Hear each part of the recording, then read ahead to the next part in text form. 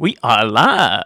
Hey everyone, welcome to another episode of Loop Wired. Resilient Radio Loop Wired Edition. There we go. All right. Today is storytelling time. No, I don't know what we're going to call this. This is something new. I'm trying different things out here, so if you like it, put it in the comments. If you don't like it, then put it in the comments. I read all the comments. So anyway, this one's called The Girl at the Crossroads. The rain had been falling for almost an hour. Not the violent kind of rain, the quiet kind. The kind that makes the world feel smaller. The kind that turns headlights into blurry streaks across wet pavement. Megan sat alone in her car in the corner of the grocery store parking lot. The engine was off. The radio was silent. The windshield wipers had stopped moving 15 minutes ago. She wasn't here because she needed groceries. She wasn't waiting for anyone. She wasn't even sure why she had pulled into the parking lot. She just knew she couldn't keep driving. The pressure had become too much. The uncertainty had become too much.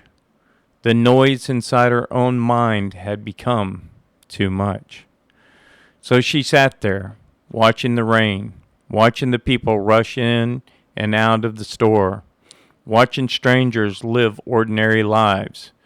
And for the first time in years, she admitted something she had been trying to outrun.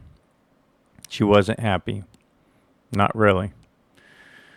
She had become an expert at pretending everything was fine, pretending she had a plan, pretending she wasn't exhausted, pretending she wasn't scared, pretending tomorrow would somehow fix what today never could. But as the rain tapped softly against the roof of her car, the truth finally found its way through the cracks. She wasn't living. She was surviving. And there was a difference. Survival is waking up every day hoping nothing gets worse. Living is waking up every day believing something can be better. Somewhere here along the way, Megan had forgotten what that felt like.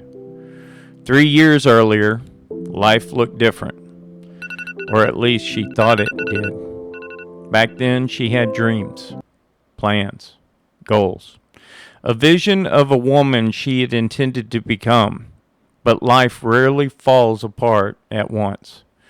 It happens one compromise at a time, one excuse at a time, one bad decision at a time, one toxic relationship at a time, one postponed dream at a time, until one day you wake up and realize you've built a life you don't even recognize.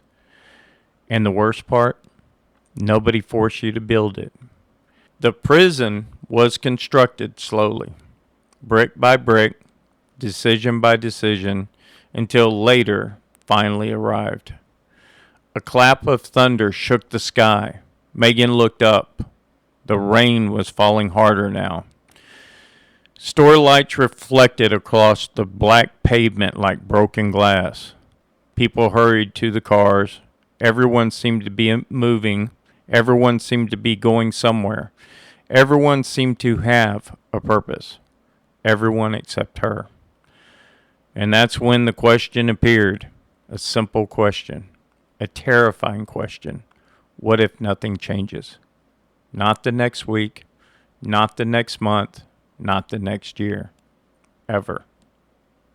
What if 5 years from now you still are making the same excuses? Still waiting for the perfect moment? Still hoping someone else saves you? Still sitting in the same emotional parking lot? The question hits harder than my argument she ever heard. Because deep down she already knew the answer. Nothing changes until someone decides to change it.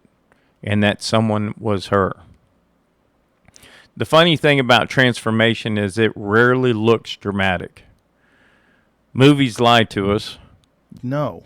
Because, like, even the regrets, the bad things or the stupid things, you learn not to do bad things or stupid things. You know, all those things are beneficial in some way if you can get through them. They show us fireworks, big speeches, life-changing moments. Reality is quieter. Reality happens in parking lots, in kitchens, in sleepless nights, in conversations you have with yourself when nobody is watching.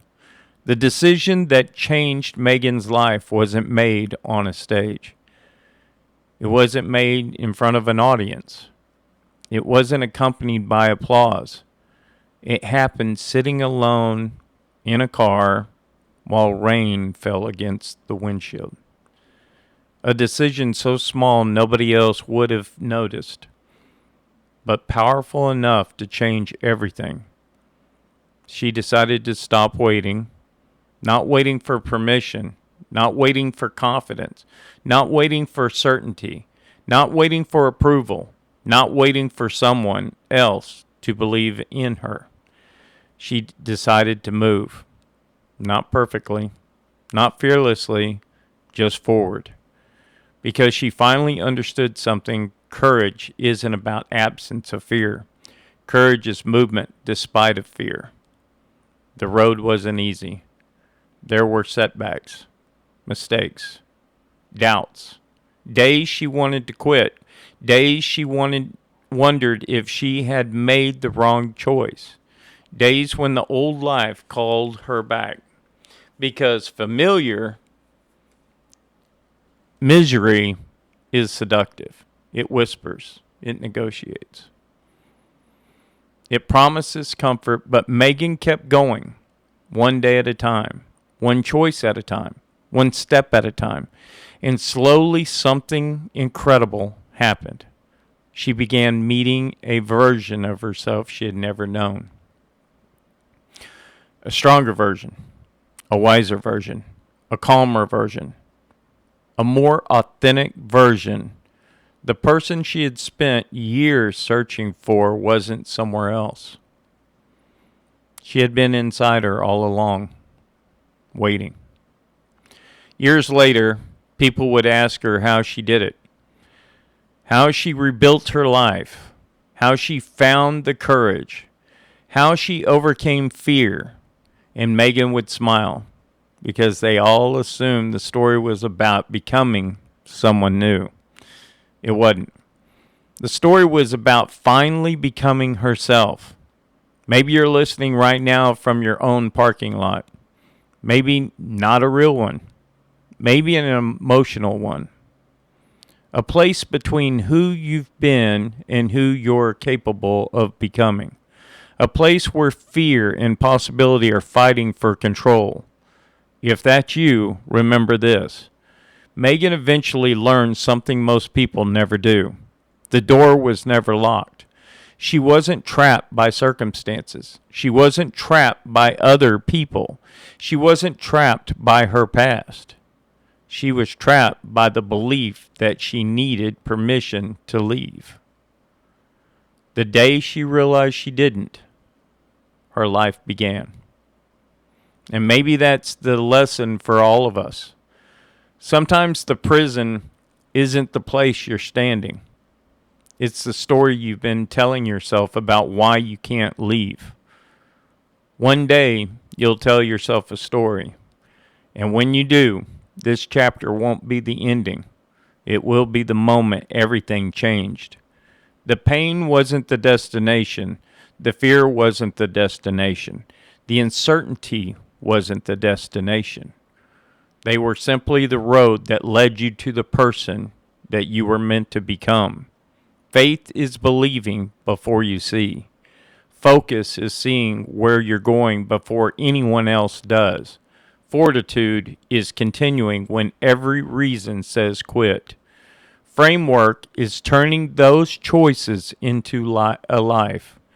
The difference between the life you have and the life you want is usually the one decision repeated every day.